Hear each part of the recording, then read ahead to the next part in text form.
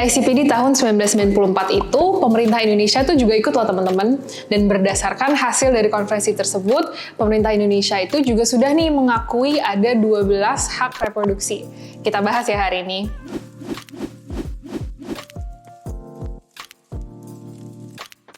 Yang pertama, kita semua punya hak atas informasi dan pendidikan terkait seksualitas yang komprehensif, berkualitas, dan juga akurat, termasuk terkait tentang kontrasepsi dan juga keluarga berencana. Nah, tapi yang perlu digarisbawahi, informasi yang kita terima itu harus berkualitas dan akurat tuh teman-teman. Jadi kalau misalnya pendidikan atau informasinya ada mitos atau miskonsepsi, nah itu tuh berarti tidak memenuhi hak kita untuk mendapatkan informasi yang akurat. Lalu kedua, kita juga punya hak nih untuk mendapatkan pelayanan dan perlindungan terkait dengan kesehatan reproduksi gitu, supaya kita bisa tetap sehat, kita tetap terhindar nih dari penyakit dan juga kematian. Apalagi untuk perempuan atau ibu yang sedang hamil atau sedang melewati proses persalinan gitu. Jadi kita punya hak nih untuk mendapatkan layanan yang berkualitas juga, supaya kita tetap sehat. Nomor 3, yang menurutku tuh cukup menarik ya sebetulnya, kita ternyata juga punya hak nih atas kebebasan berpikir tentang isu-isu tentang reproduksi dan juga seksualitas. Jadi, kita punya hak untuk mengemukakan pendapat dan juga keyakinan kita. Jadi nggak bisa tuh kalau misalnya ada orang yang memaksakan pikiran dia atau keyakinan dia ke kita terkait dengan isu reproduksi. Karena kita punya hak untuk punya keyakinan sendiri itu. Lalu nomor 4, yang tadi aku juga sempat sebut ya, kita punya hak untuk menentukan sendiri jumlah anak yang mau kita punya dan juga jarak kehamilannya. Itu juga bisa kita tentukan teman-teman. Jadi nggak bisa ada yang memaksakan ke kita, oh kita tuh harus minimal punya 2 anak gitu. Dan juga jaraknya tuh jangan jauh-jauh, satu tahun aja gitu. Nah itu berarti melanggar hak kita untuk menentukan sendiri jumlah anak dan juga jarak kehamilan yang kita inginkan. Lanjut ke hak yang kelima. Untuk hak yang kelima ini memang spesifik untuk perempuan yang sedang mengalami kehamilan gitu teman-teman. Jadi perempuan yang sedang mengalami kehamilan punya hak untuk hidup dan juga terlindungi dari penyakit atau kematian yang menjadi hasil dari kehamilan atau proses persalinannya. Apalagi kita tahu bahwa perempuan yang sedang mengalami kehamilan dan persalinan itu menghadapi banyak sekali risiko kesehatan gitu. Nah, jadi negara harus menjamin bahwa semua perempuan yang mengalami hal tersebut itu bisa dijaga kesehatannya lewat layanan kesehatan yang berkualitas dan juga komprehensif. Lalu, hak yang keenam adalah bahwa kita punya hak atas kebebasan dan juga keamanan ketika kita mengambil keputusan terkait dengan isu-isu seksualitas dan reproduksi. Jadi, ketika kita mengambil keputusan itu, kita nggak boleh mendapatkan paksaan atau tekanan atau pengucilan dari siapapun gitu. Jadi, kita punya kebebasan untuk menentukan sendiri apa yang mau kita lakukan. Ini termasuk ketika kita sedang memilih kontrasepsi atau metode keluarga berencana yang cocok untuk kita. Hak yang nomor 7 itu mengacu ke hak kita untuk terbebas dari segala bentuk kekerasan atau perlakuan buruk. Ini termasuk kekerasan seksual, pelecehan seksual, pemerkosaan, dan juga penganiayaan, dan juga kekerasan yang lainnya. Jadi kita semua punya hak untuk hidup bebas dari kekerasan dalam bentuk apapun. Hak yang selanjutnya adalah hak kita untuk mendapatkan manfaat dari kemajuan ilmu pengetahuan kesehatan reproduksi, teman-teman. Menarik ya hak yang ini. Jadi contohnya nih praktisnya, misalnya ilmuwan dan juga dokter-dokter tuh menemukan satu metode kontrasepsi baru gitu yang aman dan juga efektif untuk perempuan. Nah, kita sebagai masyarakat tuh kita punya hak untuk mengetahui tentang metode yang baru itu dan juga kemajuan ilmu pengetahuan yang baru itu gitu. Jadi supaya kita semua selalu punya akses terhadap layanan kesehatan yang terbaru dan terefektif untuk kita. Hak selanjutnya, yaitu hak yang ke-9, adalah hak atas kerahasiaan informasi pribadi kita. Jadi, informasi ataupun data tentang tubuh kita, status kesehatan kita, seksualitas kita, itu harus terjaga kerahasiaannya dan juga nggak boleh disebarkan ke pihak siapapun tanpa persetujuan kita. Yang ke-10 adalah hak untuk kita bisa membangun dan juga merencanakan keluarga sesuai dengan keinginan kita.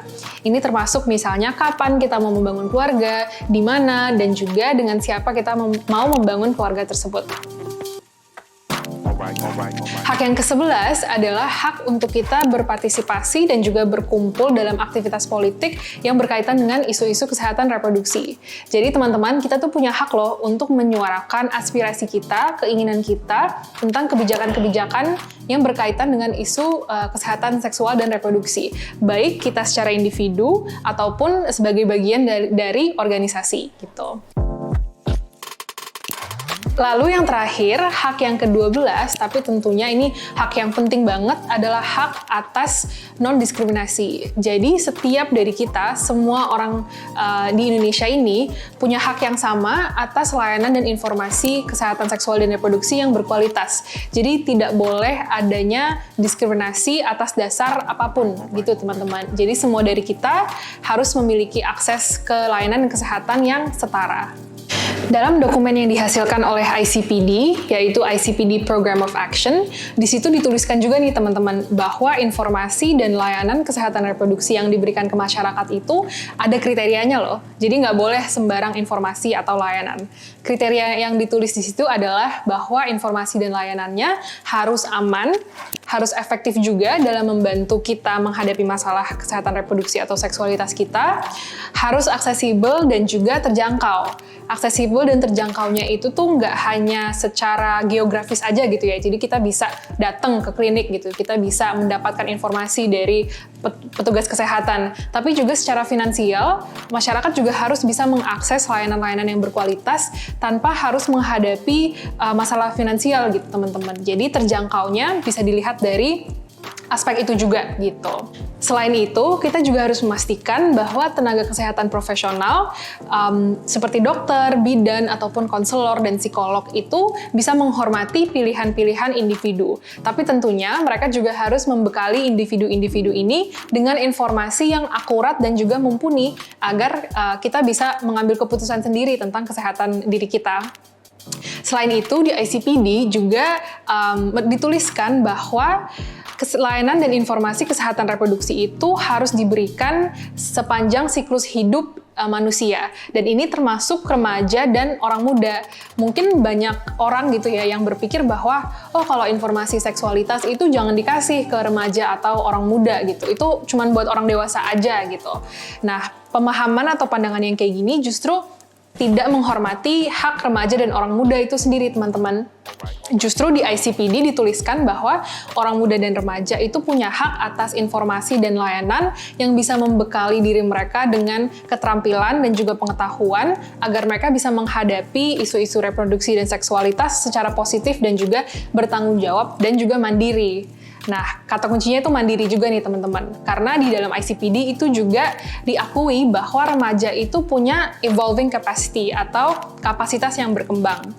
Seperti yang kita tahu, remaja itu kan sedang melewati proses gitu ya, dari anak-anak menjadi dewasa. Dan seiring mereka berkembang menjadi lebih dewasa, kita juga harus mengakui bahwa pemikiran mereka dan juga kemampuan mereka untuk mengambil keputusan itu juga semakin berkembang gitu, semakin dewasa juga gitu.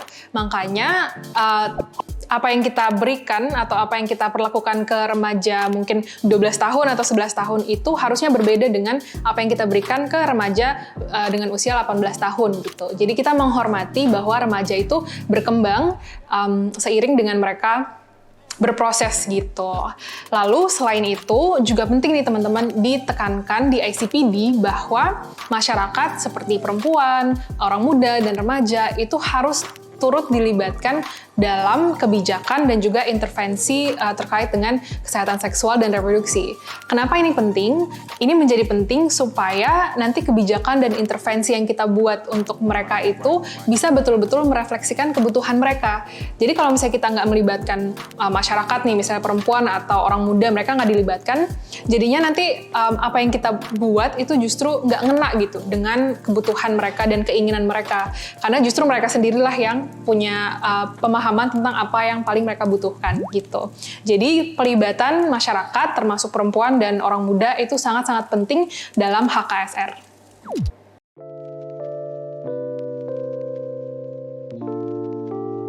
Dalam ICPD, hak atas non-diskriminasi dan kesetaraan itu juga menjadi sangat-sangat penting.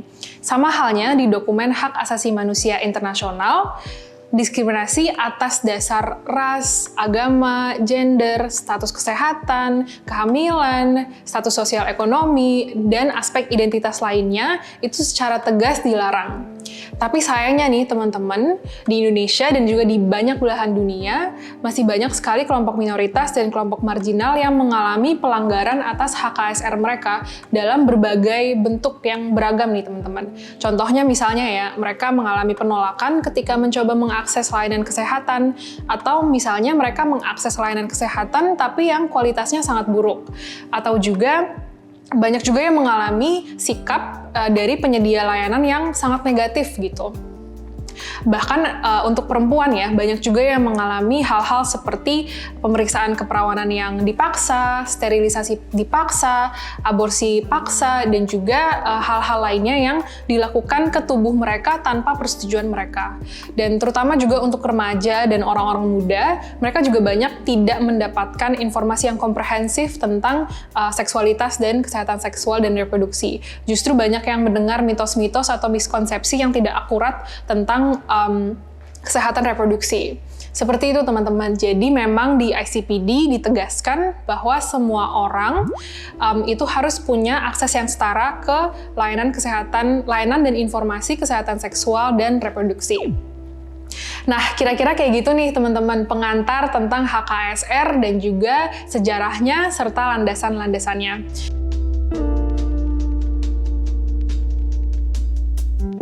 Nah, terakhir, bagaimana sih dengan kebijakan di Indonesia? Di Indonesia sendiri terdapat berbagai kebijakan dan undang-undang yang mengatur terkait implementasi hak kesehatan seksual dan reproduksi. Misalnya, Undang-Undang Perlindungan Anak Nomor 35 Tahun 2014, khususnya pada pasal 44 ayat 1 hingga ayatnya yang ketiga. Di ayat 1 disebutkan pemerintah dan pemerintah daerah wajib menyediakan fasilitas dan menyelenggarakan upaya kesehatan yang komprehensif bagi anak agar setiap anak memperoleh derajat kesehatan yang optimal sejak dalam kandungan. Poin kedua, penyediaan fasilitas dan penyelenggaraan upaya kesehatan secara komprehensif sebagaimana yang dimaksud pada ayat 1 didukung oleh peran serta masyarakat.